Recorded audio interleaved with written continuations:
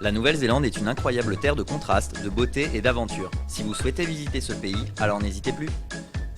Pour vous aider dans votre visite, nous avons interviewé des touristes du monde entier et constitué au top 7 des choses à savoir avant de visiter le pays. Pour certaines choses, il n'y a pas de surprise. Conduire en Nouvelle-Zélande, c'est comme partout ailleurs. Vous devez posséder un permis de conduire valide et vous devez attacher votre ceinture de sécurité. Évidemment, il est interdit de conduire en état d'ébriété ainsi que d'utiliser son téléphone au volant. En Nouvelle-Zélande, on roule du côté gauche de la route. Si vous venez de l'un de ces pays, alors tout sera inversé pour vous. Pour vous aider, la signalisation vous montre de quel côté de la route vous devez vous situer. Si vous êtes confus, il vous suffit de suivre cette signalisation. Gardez bien en tête, le conducteur doit être le plus proche de la ligne centrale. Si le siège passager se situe entre vous et la ligne centrale d'une voie à double sens, alors rangez-vous de l'autre côté. La plupart des panneaux de signalisation sont explicites. Voici une limitation de vitesse, une route en travaux, une interdiction de s'arrêter, une interdiction de stationner. Ce panneau signifie que vous pouvez rouler à une vitesse maximale de 100 km/h. Attention, ce pont semble très étroit. C'est un pont à une seule voie. Il faut donc suivre les panneaux et les règles spécifiques afin de le traverser en toute sécurité. Si la plus grosse flèche pointe vers l'avant, alors vous avez la priorité. Si personne n'est sur le pont, vous pouvez traverser. Évidemment, si quelqu'un y est, vous devez d'abord le laisser passer. Si la plus petite flèche pointe vers l'avant, vous n'avez pas la priorité. Vous devez obligatoirement attendre et laisser passer tout véhicule arrivant dans le sens opposé. Quelques rares ponts en Nouvelle-Zélande partagent également la route avec des trains. Vous vous en doutez, le train a toujours la priorité. La moitié des 1500 passages à niveau de Nouvelle-Zélande comportent un signal d'alarme comme ceci. Cependant, pour l'autre moitié, vous devez ralentir et vous assurer que la voie est libre avant de vous engager. Il y a en moyenne 24 collisions par an entre des trains et des véhicules motorisés sur des passages à niveau. Ce signe indique un rond-point à venir. C'est une intersection fonctionnant comme un carrefour avec 4 stops. Le trafic circulant en cercle, vous devez vérifier votre droite afin de vous insérer en toute sécurité. Si vous tournez à gauche, mettez le clignotant gauche et tournez comme vous le feriez à une intersection classique. Si vous tournez à droite, mettez le clignotant droit en vous engageant dans le rond-point dans le sens des aiguilles d'une montre. Puis, mettez le clignotant gauche quand vous vous préparez à sortir. Si vous allez tout droit, ne mettez le clignotant que si vous êtes sur le point de sortir.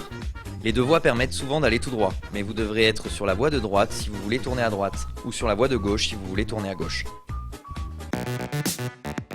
Bien, maintenant que nous savons comment traverser le pays en toute sécurité, où devrions-nous aller ? Les touristes ont souvent du mal à visiter tous les lieux qu'ils souhaitent voir pendant leur voyage, car les lieux à visiter sont éparpillés à travers tout le pays. Des lieux qui paraissent proches sur la carte peuvent s'avérer très difficiles d'accès à cause du terrain capricieux et des routes sinueuses. La campagne constitue la plus grande partie de la Nouvelle-Zélande, alors assurez-vous de faire le plein de carburant et de vivres à chaque fois que vous en avez l'occasion.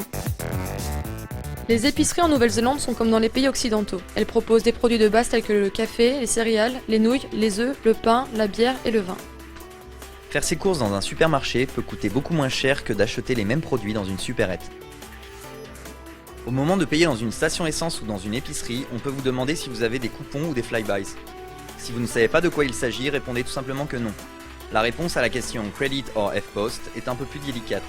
Le moyen de paiement F-Post est partout en Nouvelle-Zélande, mais il est incompatible avec la plupart des cartes de crédit étrangères.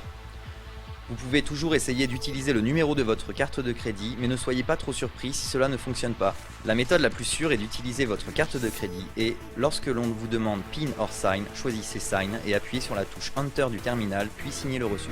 Beaucoup de petits cafés, sandwicheries et petites boutiques en général n'acceptent que le système de paiement F-Post. Votre carte de crédit ne fonctionnera pas. Prévoyez donc un peu de liquide sur vous pour pouvoir acheter quoi que ce soit, en dehors des sentiers battus. Lorsque vous mangez dehors en Nouvelle-Zélande, sachez que les pourboires ne sont pas obligatoires et qu'il n'est pas du tout impoli de simplement payer le total indiqué sur l'addition. Sur la route, si quelqu'un vous fait ce genre de signe, ralentissez. La loi oblige les paysans à mettre en place une signalisation lorsqu'ils font passer des animaux sur la route. Dans l'idéal, il s'agit de signaux lumineux, mais il peut ne s'agir que d'un bout de carton avec le mot stock peint dessus. Si vous voyez ce genre de panneau, ralentissez et soyez vigilants. Si la route est complètement bloquée, restez simplement sur le côté et dépassez ou traversez lentement le troupeau. Sachez apprécier l'instant car vous êtes officiellement en train d'expérimenter la réalité de la vie en Nouvelle-Zélande. Si vous vous retrouvez derrière un tracteur, ralentissez et attendez le bon moment pour doubler en toute sécurité. Le conducteur du tracteur se rangera normalement sur le côté lorsque la voie sera libre afin que vous puissiez décider si vous pouvez doubler. Ne paniquez pas, patientez simplement jusqu'à ce que vous soyez certain de pouvoir doubler en toute sécurité. De même, si vous conduisez un camping-car et que vous ralentissez le trafic derrière vous, attendez le bon moment puis rabattez-vous sur le côté pour permettre au véhicule de vous doubler. Étant donné que le trajet peut s'avérer long et épuisant, assurez-vous de faire suffisamment de pauses et de ne jamais conduire en état de fatigue. Aussi, n'hésitez pas à vous arrêter régulièrement pour admirer le paysage. Bien, vous avez visité des choses toute la journée et vous avez besoin d'un endroit où dormir. Dans les villes touristiques, vous aurez toujours l'embarras du choix entre le camping, les motels, les cabanes et les auberges. Mais durant la saison touristique, il vaut mieux réserver à l'avance. Lorsque vous arrivez dans une ville, guettez les panneaux indiquant les high sites. Ils offrent des informations aux touristes ainsi qu'une carte gratuite de la région. Le ministère de l'Environnement gère plus de 200 terrains de camping dans tout le pays. Ils sont très abordables et souvent situés dans des lieux magnifiques. La plupart de ces sites coûtent entre 6 et 10 $ par nuit et par personne. Une option polyvalente et populaire chez les touristes consiste à louer un camping-car. Cela vous donne la liberté de voyager où vous voulez et de dormir aussi tard que vous le souhaitez. Aussi, un camping-car autonome vous permet d'avoir toujours accès à des toilettes. Soyez conscient cependant qu'avoir la possibilité de vous arrêter et de camper où vous le souhaitez ne vous donne pas forcément tous les droits. Dans beaucoup de lieux, il y a des lois qui interdisent le camping sauvage. Si vous vous installez au mauvais endroit ou sur un terrain privé, vous prenez le risque d'être réveillé par les autorités et de recevoir une amende. Pour éviter cela, vous devez vous renseigner sur les règles concernant le camping sauvage dans la région où vous êtes, mais également sur les campings officiels. Pour toutes ces petites astuces, vous pouvez télécharger l'appli mobile de voyage en Nouvelle-Zélande, Mighty NZ Road Trip. Elle vous montrera les campings gratuits, les points vidanges, les toilettes publiques, les laveries automatiques, les stations essence, les e-sites, les zones de Wi-Fi gratuits et même les épiceries, et ce, à travers tout le pays. Évidemment, si vous souhaitez visiter pleinement la Nouvelle-Zélande, n'hésitez pas à y rester plus longtemps. Le souhait numéro 1 des touristes aurait été de pouvoir passer plus de temps à découvrir le pays. Bienvenue en Nouvelle-Zélande, assurez-vous de passer une bonne nuit pour ne pas rater une miette de votre voyage.